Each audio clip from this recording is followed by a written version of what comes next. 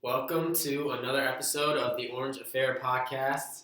Except all you Pats fans out there. Just kidding. We got 1-0 here. Sam is a big Pats fan, so congrats on that win. But I'd rather talk about some happy subjects like Syracuse. So we have a ton of info to throw at you today, and we're really excited to get this next episode going. You're taking some bullets there broadside with some of the Syracuse comments. How you hanging? They have no idea. They don't. It's inaccurate. Well, then you don't understand me, and you're making a judgment. You got a fan base that thinks I got something in for them. Don't tell me how upset I am. They didn't look into your heart. They didn't look into my heart. If you have a short time to prepare, it's advantage Syracuse. Because they came to whose house? The Orange Affair. So we did not have a podcast last week, so that leaves us with a ton of info to get to. And a big one last Saturday, the Florida State game. And a lot can be said about this game. A lot can be analyzed about this game, but just in the interest of time, we are going to debate the hot topic across the national media. So after that big win against number 6 Florida State in the Dome, do you guys think that everyone should have stormed the court post-win? I'm like yes or no on this. Personally, I don't think the storming was necessarily warranted. I mean, I know Syracuse basketball hasn't really been at the heights that it has been previously lately, but we were still a Final Four team last year, and even though we got off to a rocky start, we haven't been horrible in ACC play. We're still a highly respected team, prestigious-wise, in college basketball, and I guess they were the number 6 team, but it's not like they were the number 1 team. It wasn't a rivalry game. It was Florida State, and Florida State just isn't on par with Syracuse in terms of college basketball prestige, I guess. So I get why the fans did it. We needed a big win like this. Momentum-wise, it was a game changer, but I don't think it was necessarily warranted. So I understand why Syracuse fans caught some flack over the course of the past week. Personally, I am a fan of storming the court, but not in this situation, like John said. I don't think Florida State is up to par with Syracuse reputation, and Florida State hasn't been good for a while. They weren't supposed to be as good as they were this year. And what really takes away from it for me is the fact that Georgia Tech had just beat them before we played them. Mm-hmm. If Georgia Tech hadn't beat them, they were still at the top. I would have had a little bit more respect for it, but I don't think storming the court was necessary. I kind of agree with both of you. I would say it's not necessary. It's not something that I would, if I was making the call, yes or no, I would say no. But I totally understand why people did it. A few of us were talking about this the other day, and we kind of compared it to, like, say if Notre Dame football this year beat a team like Wisconsin. Wisconsin's a top 10 team, a couple losses, and Notre Dame is a historic program who just flat out stunk this year. Mm-hmm. That's a big win. It makes your season. I mean, at the time, this Florida State game made our season. But just the prestige of Notre Dame. You're Notre Dame football. They're Wisconsin. Like, you're above them. Right. But it's still a huge win. So, yeah, I see both sides of it. Not a huge fan of it. But I agree with Boeheim, and he said that he'd rather have that happen than everyone leave at halftime because we're losing. So True. Nonetheless, a big win. And speaking of big wins, another one following that game against NC State on Wednesday night. So normally when we recap games, we'll do player of the game, and I think that's just a waste of time today because John Gillen, hands down, is the player of the game. 43 points, 4th in school history.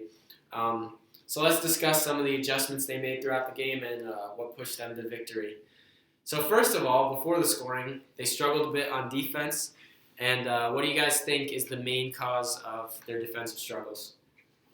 Well, when you play 2-3, you're going to get open looks, and Rowan certainly made the most of that. Rowan was on fire in the first half and continued in a little bit into the second half. He wasn't missing anything. And the other problem is just the fact that we had to go against Dennis Smith. I mean, he was just picking us apart left and right, passing out assists. And they were having their way for a good portion of the game there. I think when it comes to Syracuse's zone, a lot of times you can hide some of the poor play up top on the zone if you really have a good bottom three. And last year we were blessed with a pretty good top of the zone in Benajay and Cooney. We have vets who they really understood it, and that's just not there this year. But our biggest issue has got to be we don't have anyone who can protect the rim. We thought Chukwu would be that guy, and hopefully he will be down the line. But Thompson is not there yet on defense. Leiden is great, but he's not a true center. And Roberson and Coleman just play so low to the ground. We don't have anyone who is really a force like a Fab Melo, Rakeem Christmas type guy in the middle of that zone. So that's tough when you have that combined with the grad transfers who are new to the zone and don't understand it as much as a lot of Hughes fans would like. So I think it's a combination of all those things. I thought that this was the perfect game in showing the strengths and weaknesses of the 2-3 defense. And I have been very vocal all season long to anyone who will listen to me talk about it, about how our team just doesn't have the personnel to run the 2-3 as effectively as Syracuse has run it in the past. We don't have the height down low. We don't have the athleticism up top. And with the 2-3 defense, oftentimes you're going to limit the production from a team's best guy, but the guys that are the third or fourth option are really going to give you a hurting, and I think that's really what we saw. Dennis Smith had a great game. He had a triple-double, but he's averaging 20 points per game. We held him to, I think, 14 or around there, so we held him under his season average, but Maverick Rowan really went off, and that tends to be the kind of player that really kills Syracuse, some outside threat that ends up getting hot, hitting a bunch of outside shots. And so in terms of defensive struggles, it's what we've seen all season long is that, you know, we defend the main guy pretty well, but some other secondary option tends to light us up. And unfortunately, we ran into a great top-flight point guard in Dennis Smith who realized he wasn't going to be able to score on us as well as he usually does. So he went into his facilitating game, had a lot of assists. He picked apart down low, fed his big guys. We're not going to see a point guard like Dennis Smith all the time, but I think he really found a way to kind of exploit the holes in the defense. But that's just what the 2-3 is. Mark, you mentioned to me that, I don't know if this is the right word, but you were kind of disappointed in the way Dennis Smith played down the stretch.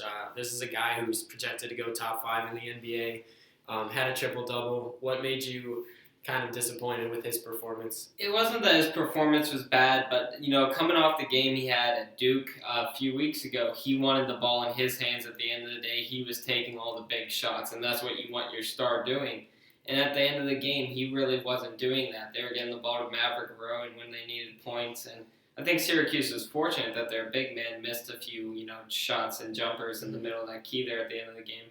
But I just would have liked Dennis Smith to take a few more shots and try to take control of the game, and I don't think he really did that in the end.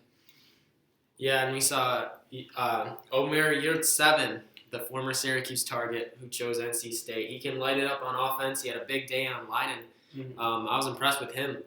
But yeah, Rowan lit it up in the first half, night and day, kind of between the two halves. But yeah, what are your thoughts on that aspect, John, of the balance of scoring at NC State?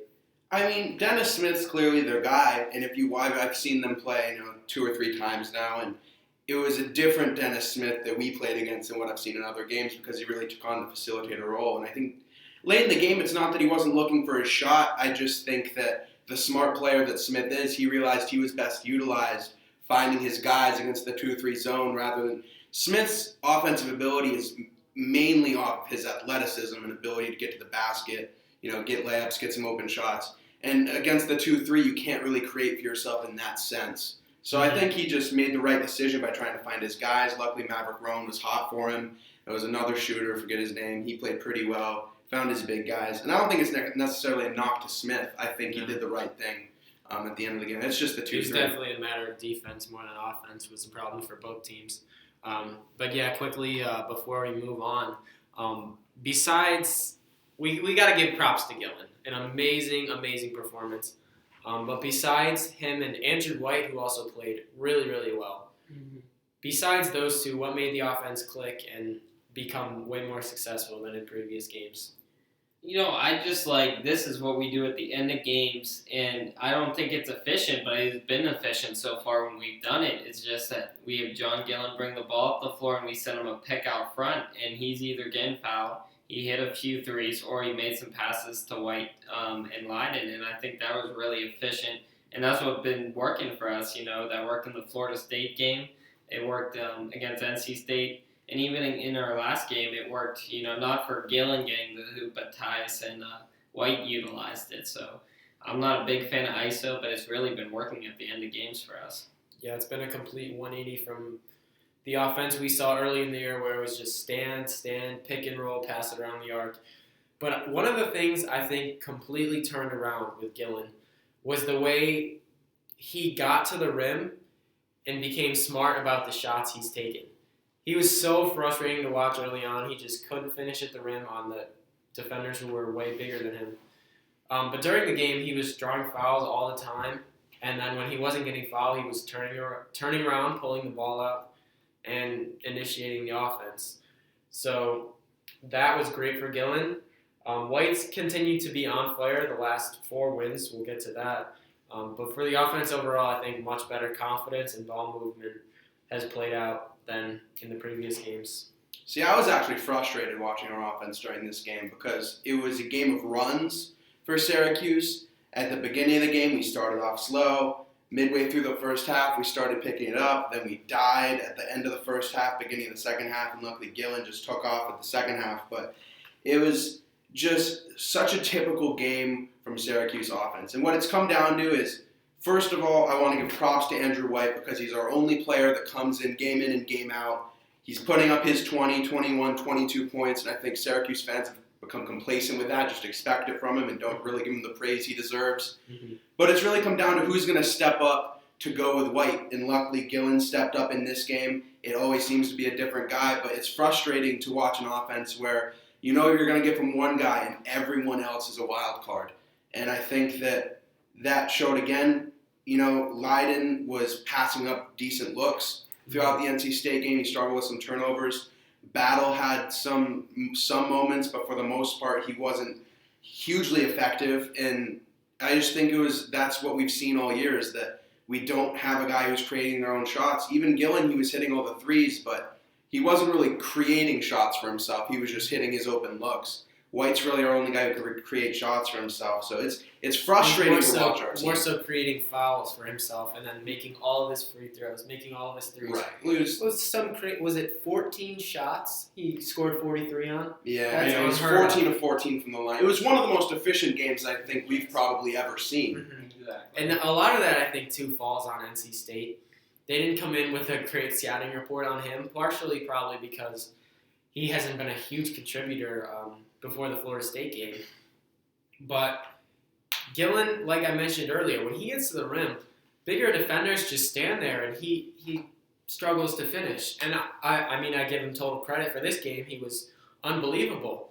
But they bailed him out time and time again, especially down the stretch, to lose a lot of points that way, especially when he's hitting free throws. Not smart for NC State. Well, I think that was the big difference I think he only had one 2-point shot that went down. Yeah. He just got hacked on every time he went down the lane, and that's been the difference in past games is he's putting up those shots and not necessarily converting them at a great rate, but he got to the line, and I think that was the big difference. And to his credit also, you say he only hit one shot, but there were many instances where he did turn around and pull the ball out when in early games we would see him maybe even miss those shots instead of starting the offense. So. Terrific game from Gillen. Yeah. You can't fault him on any aspect of the game. It was one of the best performances I've ever seen at the college level. It was nice to see him actually take shots. I think in the past, and even in a few games recently, except for that one, he was hesitant to shoot, and when he had open looks, and I was glad that he was just taking them in the last game. And even though it didn't result in a ton of points for the Virginia game, he was not shy about shooting it when it came. Yeah. You told me Gillen was your favorite Syracuse player now. He surpassed Dajuan Coleman. Dajuan Coleman's my guy. Everyone knows that Dajuan Coleman's my guy. I'd like to see Dajuan in in the rotation a little bit more than he is. But after that game, you can't not love what John Gillen did. Yeah. He sparked an entire fan base after that game. Yeah. It was wild. And it was just good to see his confidence up. It's good to see when the players are playing confident. Yeah, and his ovation at the Virginia game for the starting lineups when we were home on Saturday in the Dome after that game, unreal. It was one of the loudest the Dome was all day, and that's saying something. Yeah, for sure. And like analysts say, it's strange to think about, but we really live or die by how well he plays. When he plays well, we're definitely competing. And that was the first road game we really won. That was a big road game, and he had not been playing well on the road until that NC State game. So that was a big difference. So going off that positive, we're going to do a great segment here, Guess the Player. So I have some stats, and John and Mark are going to tell me what player or players that stat belongs to. So this season, so far, we have 3 players on Syracuse who are in the rotation making 40% or more of their three-point shots. Who are those 3 players? John Gillen's one of them. Yeah. I think Leiden's been pretty efficient. I think Leiden's probably right around 40 would be my guess. It's gotta be Andrew White has to be the third. I would imagine.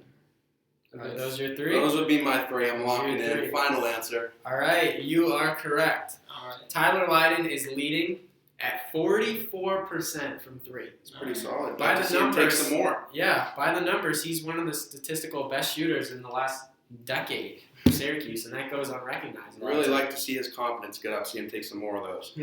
Number 2, Gillen, 42.9% on the year. And number 3, Andrew White, just making the cut at 40.3%.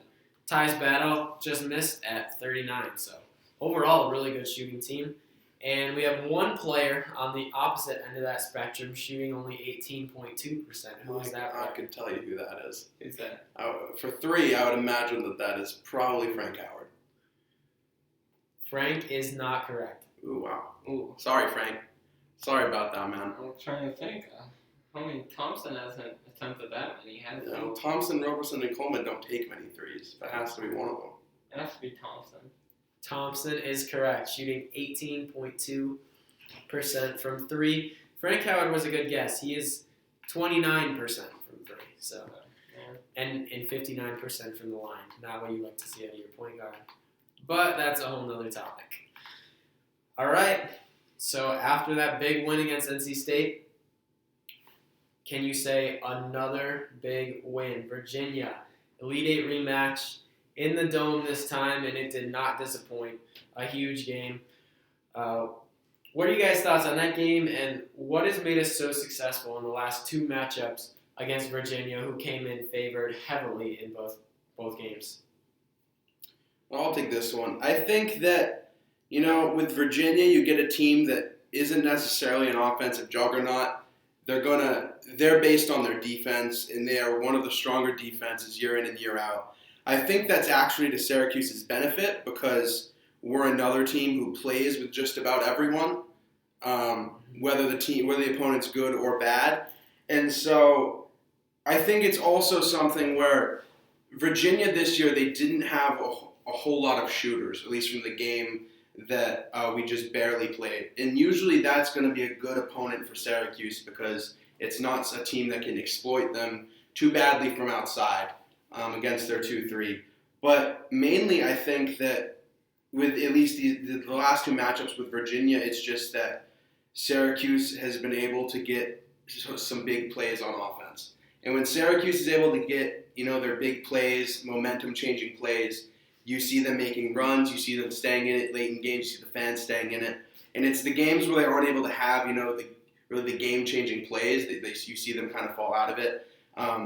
And so you could say it's by chance, but I think one of the big reasons why we've played so well against Virginia is that we've had those big plays. Yeah, I completely agree. Both times we got behind, obviously everyone knows King Malachi Richardson coming through in the clutch in the NCAA tournament.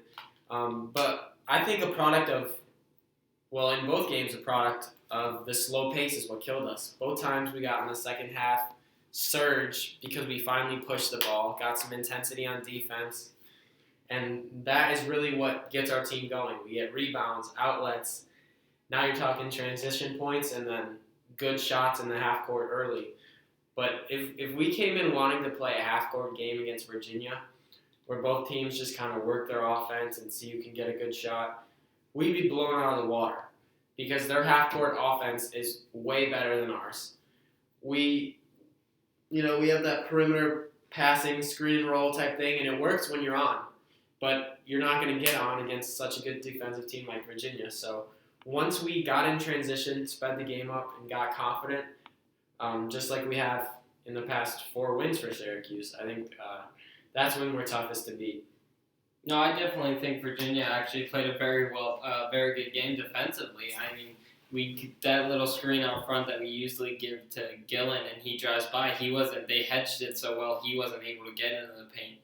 But we really, hit some tough shots, and that's the thing about Andrew White. He's not just a 3-point shooter lately. He's been getting to the line a few times, and he's been hitting jump shots. And that was, I think by far Tyus's best game this year. Battle came in, he had 23. He got to the line at the end of the game, and he was able to take over and hit some jump shots. But I think the big thing is, one, we limited London Prentice. He wasn't, shooting lights out like he did last year in the first half of that game. But in the first 10 minutes of the second half, they had like 3 possessions in a row where they threw the ball away. We were getting hands-on passes and stuff. And I think that's really what separated us. I just think they're not as strong down low as they were last year with Gill for sure. And I think that definitely hurt them. But yeah, I just think we created some turnovers and that worked to our advantage. I think the swinging play of the game was very early in the second half. When I was telling you guys about this earlier, right when it happened, was the alley-oop to Torian Thompson, where he threw it down, got the run going, and had some words for the camera. And that's not like Torian Thompson. He's a guy who is quiet, goes about his business. He doesn't really have social media. He likes to stay in his own lane. And he just came out, threw it down, and let the world know that Syracuse is ready to come back. I think that play is crucial, but overall, just what an effort from these guys. Well, and one thing I want to point out is early on in that second half, like coming out of halftime, I don't know what Boeheim said to these guys. I don't know what was said in that locker room, but that run we had coming right into the second half where we played terrific defense, no offensive rebounds were given up. We rebounded the ball terrific. I mean, that was probably the best run I've seen from this team all might have ended up being. I think it might have been 17-2 at one 17-2. But it was especially the first half where we struggled so heavily on offense that really we really just relied on Andrew White hitting some tough, fadeaway too, just to keep us down 8.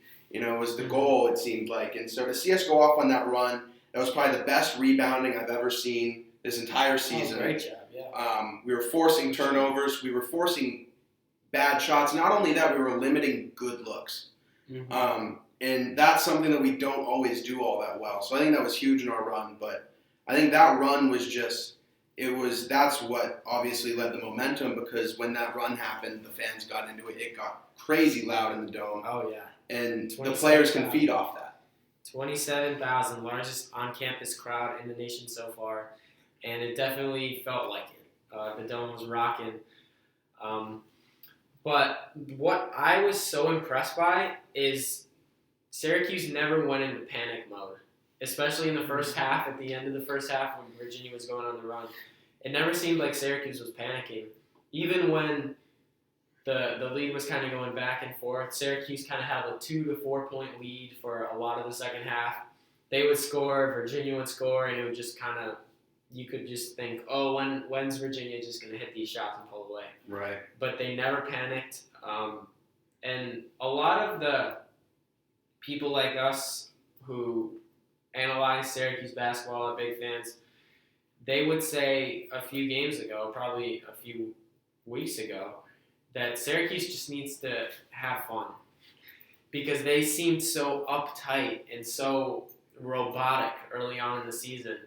You could tell during that Virginia game, you got a top 10 team in the country coming into your place, and they're not tight at all. They're loose. They're getting after it, and they did not seem scared or robotic at all. So I was really impressed by that. So what do you guys think were the keys to victory? I know we've talked about it a little bit here, but what was the thing that pushed Syracuse over the top when it all came down to the wire at the end of that game? For me, it was the rebounding. I mean, usually in games that we end up losing, it's because we're giving up too many extra second chance points. We're giving up too many open looks down low, or our back line collapses. And especially in the second half, we picked up the rebounding intensity. We were pulling down the boards. We weren't giving up those second chance points. And I know it's because Virginia isn't necessarily a big team, so that probably benefited us in that sense. But that was my major key, is that by limiting those extra chance points, you were able to, keep possessions kind of on an even margin with Virginia. And in the second half, especially, our offense just looked better than them. So rebounding was the big one for me. Yeah, I can agree with that. Rebounding, especially on the defensive end, was the big thing. Our defense played well. I mean, if you told me Virginia was going to score 62 points against us, I'd say we have a good chance to win that game. So I just think, the steals we created there early in the second half and to help us get on that run, that was the difference in the game for me. Rebounding for sure, and just in general, the intensity that they showed, it was never backing down and feeding off the big plays. Between the highs and lows, the low at the end of the first half with the run Virginia put on, and then as soon as they came out of the gate in the second half, the Dome crowd was a big part of that. Gillen mentioned it earlier after the Florida State game, how big it was to have the crowd behind them and how much more comfortable they are at home, which the Rutgers would certainly agree with. 14-2 in the Dome and 1-7 outside of the Dome. But I don't care where you're playing. If you can beat Florida State and Virginia, if you're playing on the streets of Brooklyn, it's still a good win. It doesn't matter. So, yeah, that intensity and those big plays were what I think pushed them over. And player of the game.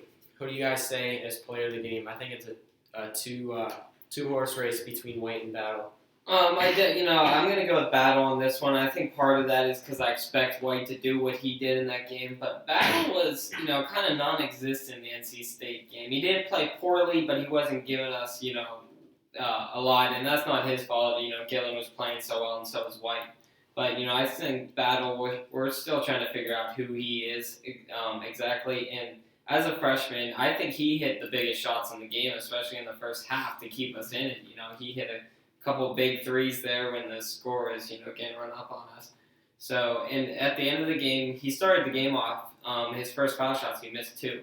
And then at the end of the game, he hit every foul shot down the stretch. And, we wanted to get that ball to Leiden, Gillen, or White, because they had been the guys we've been giving the ball to at the end of the games and trusting them at the foul line. But Battle got to the foul line, hit the shots down the stretch, and that was nice to see, especially, him being a freshman, stepping up in a big game like this. Kind of made me think of Malachi from last year at some points. Yeah, definitely, especially against the same opponent. But White and Battle, it's very tough. If you look at the numbers, it's pretty identical. I'm going to give it to Battle just because slightly more efficient. White went 7 of 14, Battle 7 of 11. White 40 minutes, Battle 39. We're seeing that rotation shrink even more, and both had 23 points. So either way you go, both played huge roles. And, White, like you said, he's not afraid to shoot it. And Battle's had his ups and downs, but he's really come on strong lately. And it makes you wonder, you compare him to Malachi, it makes you wonder what NBA scouts are thinking of Tyus Battle. And obviously we can't see what's in his mind at the moment, but nevertheless, an excellent performance from both Andrew White and Tyus Battle. Yeah, I think I'd probably give it to Battle too. I know earlier I mentioned the complacency of Syracuse fans in terms of how they regard the performance of Andrew White, because it seems like they're just expecting him to do what he does. And I guess that's kind of what we're doing on this panel right now. But it was good to see Tyus come in, step up in such a big game against a really good defense, and put out the numbers that he did. he was instrumental in terms of us winning that game. Without that performance, we wouldn't have even been close. So, shout out Andrew White. You're our guy. You're always there for us. But player of the game to tie us battle in this one. And one of our favorite topics, one of Syracuse fans' favorite topics, the NCAA tournament. And I think there was a News Magician article about how 11 days ago, this was a completely different discussion before we started this 4-game win streak. But now here we are, and we have a lot of people saying we're in at the moment, a lot of people saying we're out at the moment, but none of that really matters. It just matters how the rest of the year plays out. So what do you guys think it takes for us to get in the NCAA tournament? I think for us to get in, we have to win on the road first. We got 4 remaining games on the road, and that's been a downfall for us all year. But I think we need to win 4 more games and at least 1 game in the ACC tournament to definitely cement us in the tournament, I believe. And, I saw a tweet from Joe Lenardi earlier. He said we were out, and then another person, a Syracuse fan, tweeted at him a few days ago and asked if we were in, and he said, if I say no, you guys are going to win the championship, So I just think for us to get in, we're going to need ties to, play like he did against Virginia. I don't want to compare it too much to last year's team, but he's definitely going to have to fill the shoes that Malachi did at the end of the season last year for us to get in. And, Leiden, it's not that he's been playing poorly, but we saw, against North Carolina in a game we got blown out, he played unbelievable, and we're going to need, him to do that in a few more games. And if you look at the schedule and who we got left, we got Clemson, which is a game we should win, but it's on the road again. And, we fell to them last year. And then we have Pitt. And, we beat Pitt early in the season. That was probably one of the best games we've played. But, Pitt's been a Syracuse killer in the past. And, then we have our tough games against Louisville and Duke. So none of these wins coming up, I think, are give-me's. So we're going to have to keep playing the way we are for sure. I think that when you talk to fans of a team that is on the bubble, there are 3 tiers of fans. The first is my team's in, they're totally in, our resume is good enough to be in. The second is it could go either way. And then there's me, and I fall on the third side. I'm the pessimist fan. And, I want to just assume that my team's getting in, but I am also the devil's advocate, seeing the other side. And so most people right now are saying we need to go 4-3 to get in. I think it has to be 5-2. And my issue with the 5-2 is that, you look at the schedule, you think that Clemson and Pitt are probably the 2 games that, Syracuse will definitely be favored in those games. The problem is that they're both on the road. Like Mark said, we struggle on the road. We play with just about every team, no matter who it is on the schedule. We could go play some D2 school, and I bet it would be a fairly close game because we just play with everyone. No fault anywhere there. But I think we need to go 5-2. The Louisville games are going to be huge for us because that's twice, both once at the Carrier Dome, once there in Louisville. And that's a really strong team that I don't think we necessarily match up great with. I think that's going to be probably the 2 biggest games we have left on our schedule. Obviously, Duke's big. But I think if it came down to it right now, we might be one of those last 4 in. Last year, I was one of the ones who said, we're definitely not going to make the tournament. We somehow found our way in there. Thank God, made that Final Four run. I would say that's most of fans. Maybe not most of fans, but at least I would say somewhere between the 45 to 55% range of fans. So it's not like you're saying you're a guy who says, we're never going to make it, and then you see his team get an 8 seed. Like, that's a logical conclusion that we weren't going to make it last year. Well, no, I'm just saying, as of right now, I think, especially with the wins we've gotten recently, a lot of the buzz is, we've turned it around, we're definitely going to be in the tournament. I don't think that's necessarily the case. I think we're still definitely on the bubble, even with those big wins right now. No doubt, and I think you're foolish if you would say that we're definitely in with 1 road win the entire season that took a 43-point performance to get Clemson, Pitt, Louisville, Georgia Tech, Duke, Louisville, and Georgia Tech again. This is not an easy schedule, and one of the things that makes this even harder to predict is how wild the ACC is. We're playing Clemson on Tuesday, who just lost big to Florida State, but they also have some great ACC wins. Louisville, who knows with them? Quentin Snyder has been hurt, and they just suspended 2 guys for missing curfew. Pitt is usually a Syracuse killer, like Mark said, but no Jamie Dixon. That first game was our first signature win. This is just so unpredictable. But I would say if we can get to 20 wins, that's the magic number to get in the tournament, especially with our strength of schedule. To me, it doesn't matter if we go 4-3 in regular season and win 1 ACC game, or if we go 5-2 in the remaining schedule and lose in the first round of the ACC tournament. I think 20 wins is a lock. I think 19, there's still a chance, and anything over 20, we're just padding the resume. But if we can get to 20 wins, I'd say we're at least in that category of an 11 seed playing in one of the first 4 in games. But at this point, like News Magician said 11 days ago, if you told me we'd be a 11 seed playing game, I'd say sign me up, and I think every Syracuse fan would have. But we'll see how it plays out. This team definitely has the talent before the season with Andrew White coming in, who's worked out for a number of NBA teams, and Leiden, Battle, Gillen, plus haven't even touched on the big men, but we have the talent to do it. We'll just see where it takes us. And I mentioned the Clemson game earlier. We're going to dive into that a little bit now. So what are you guys' thoughts on the matchup against Clemson and some of the key guys to look out for? I think that Clemson generally is an underrated team because they tend to hover towards the bottom of the ACC. But the thing is with a conference like the ACC is just about every team in that conference can play. And so especially since our matchup is on the road, we're in Clemson this time, really any road game in the ACC could go either way. And that's just how it is, especially with a team like Clemson where they have a guy. Jerome Blossomgame is a great player. He was, NBA scouts looked at him last year. He decided to come back. They're certainly going to be looking at him again after this season. And this guy can play. And so when you have a dynamic player like that and you're playing them on the road, I think this is honestly going to be a game. Syracuse might be favored. I'm not sure. I think it's going to be really close. I believe it's a 4-point Clemson. Oh, is Clemson? Clemson -4. Oh, so Clemson is favored. So I think that home court's going to be a big thing here. But I don't know. It's going to be tough. I think Blossomgame's going to be the real factor. And it's easy to say that the best player is going to be the real X factor. But hopefully the zone can limit him. And as I mentioned before, the zone usually does a good job of limiting a team's top player. So I think if we can limit Blossomgame, then we stand a good chance. But these road games in the ACC can really go any way.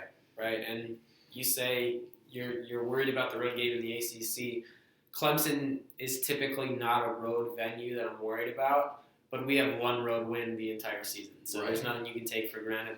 At least it's 1 to get back on track. I would rather play here than obviously somewhere like Cameron Indoor right now. But Mark, what are your thoughts on how we match up with Clemson? The thing about Clemson is their record isn't great, but they play tough in every single game. Their best win was, I think, over. They had a win over South Carolina that was big, and that's a team that beat us earlier in the year.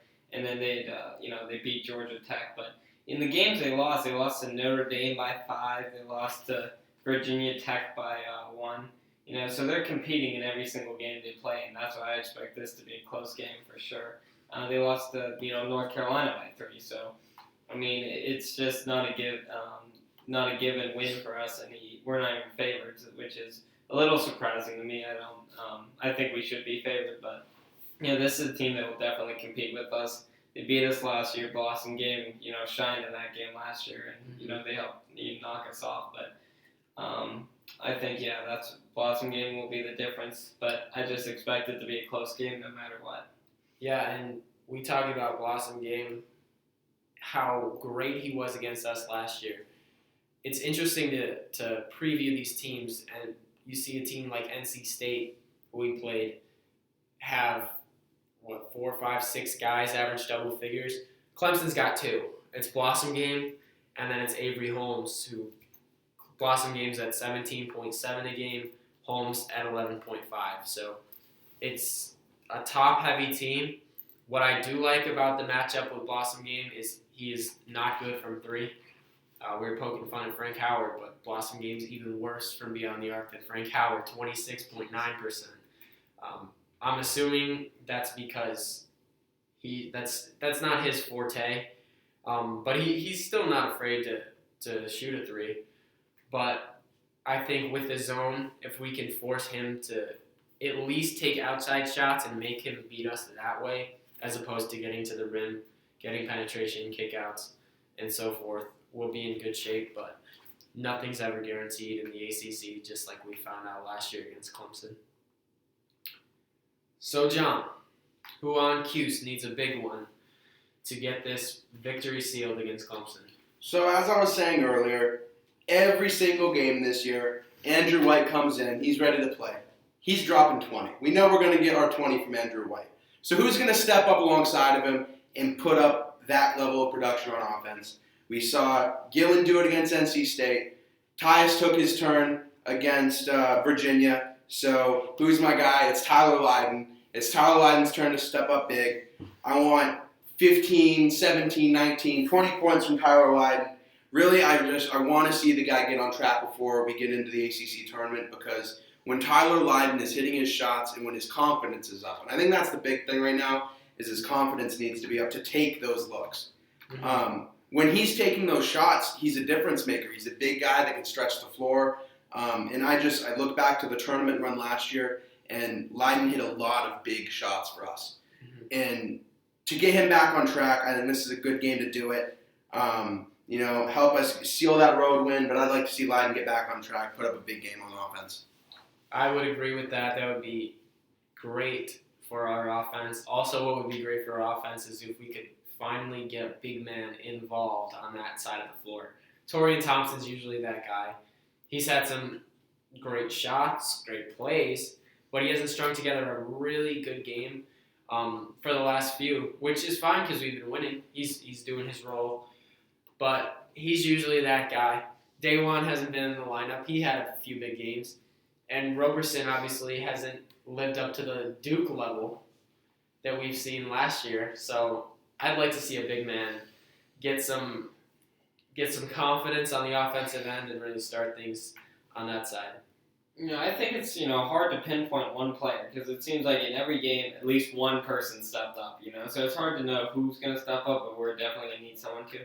But Clemson's given up a good amount of points a game, so I think our offense will be okay. So I'm going to go with one of the big men as well, because I just think we have to rebound to win this game. So I think it's going to come down to Lydon, Roberson, and Thompson rebounding for us to win this game, and I think that will be the difference. Good stuff, good stuff.